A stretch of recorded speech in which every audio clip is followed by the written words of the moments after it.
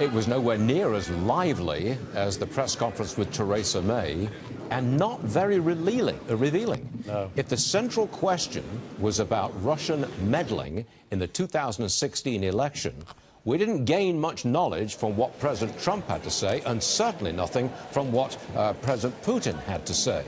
In fact, when the issue was raised, President Putin, right from the get-go, said, and I'm trying to find the exact mark here, that we had nothing to do with it. Utter nonsense. Yeah, utter nonsense. And that's correct. And the president said people said that they think it's Russia. Don't see any reason why it would be Russia.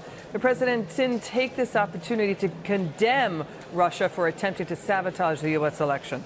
President Putin said the Russian state has never interfered with an election.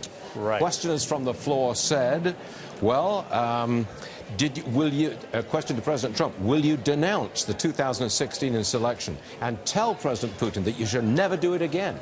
He sidetracked the entire question, and our president said, where's the server? Where's the DNC server? It was a diversion. Our president then said that Putin had made an incredible offer. That offer was allow Mueller's team to go to Russia to watch the questioning of the 12 indicted Russians, and that their people should then come to America and question American law enforcement people. That's a total diversion from getting to the bottom of whether or not they were meddling in the 2016 election. Mark Weinberg is with me, expert on the Russia relationship. You've got 20 seconds to tell me whether you think Putin won or Trump won. Putin won. Trump missed the opportunity to call them out in no uncertain terms. He dodged every opportunity to do it, and he missed a chance he won't get again. Quickly, Walid Phares, same question. Did Putin win or did Trump win that press conference? Very difficult to answer. I would say I was ready to talk about the international issues that both agreed on, which are huge, and then suddenly the whole moment became about Russia meddling and, of course, the consequences. But one thing I retain is that offer made by President Putin. I don't know how this will impact our investigation here. Okay.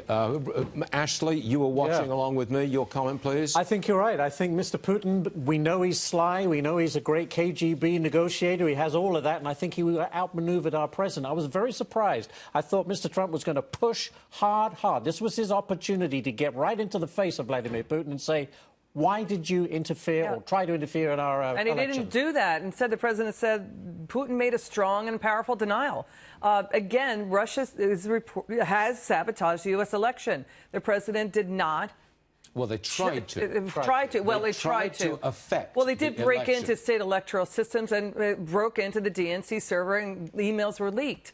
So there's no strong condemnation as of this minute from the president on that. And he said, I hold both countries responsible. He did. The states of relations, both countries. That's right. Not what we're expecting.